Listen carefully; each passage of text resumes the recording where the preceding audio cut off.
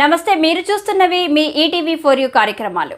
భద్రాద్రి కొత్తగూడెం జిల్లాలో జరిగిన వార్తా విశేషాలు ఇప్పుడు చూద్దాం.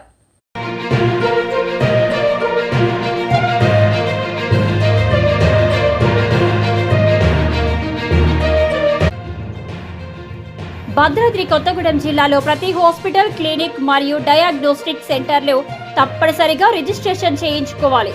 జిల్లా కలెక్టర్ డాక్టర్ ప్రియాంక అలా స్పష్టీకరణ. బుధవారం ఐడీఓసీ కార్యాలయం సమావేశ మందిరంలో జిల్లా వైద్య ఆరోగ్య శాఖ ఆధ్వర్యంలో మెడికల్ ఎస్టాబ్లిష్మెంట్ యాక్ట్ మీటింగ్ నిర్వహించడం జరిగింది.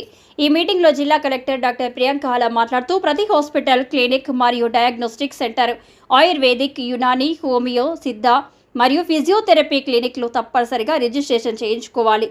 లేకపోతే చట్ట ప్రకారం చర్యలు తీసుకోబడతాయి. ప్రతి hospital IP, OP, OT register case sheets maintain చేయాలి. ప్రతి 3 నెలలకి ఒకసారి జిల్లా వైద్యాధికారి నమోదు అయిన వ్యాధుల పట్టిక పంపాలి. జిల్లాలో అల్ట్రాసౌండ్ స్కానింగ్ సెంటర్స్లో లింగ నిర్ధారణ పరీక్షలు చేసిన వారి మీద కఠిన చర్యలు తీసుకోబడను. జిల్లా కలెక్టర్, జిల్లా వైద్యాధికారి డిస్ట్రిక్ట్ టాస్క్ ఫోర్స్ కమిటీ ఏర్పాటు చేయాలని కోరారు. ఈ కమిటీ ద్వారా ప్రతి ఒక్క హాస్పిటల్ని తనిఖీ చేయాలని తెలియజేయడం జరిగింది. ప్రతి హాస్పిటల్లో ఫైర్ సేఫ్టీ నిబంధనలు పాటించాలని ఆదేశించారు.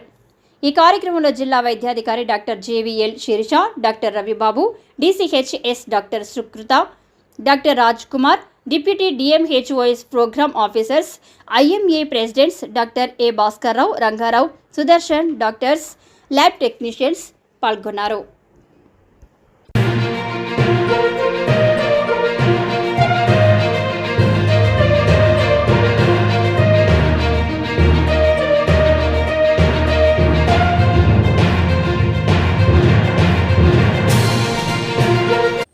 రెండు తెలుగు రాష్ట్రాల్లో జరిగిన మరిన్ని వార్తా విశేషాలు చూస్తూనే ఉండండి మీ ఈటీవీ ఫర్ యూ ఛానల్లో.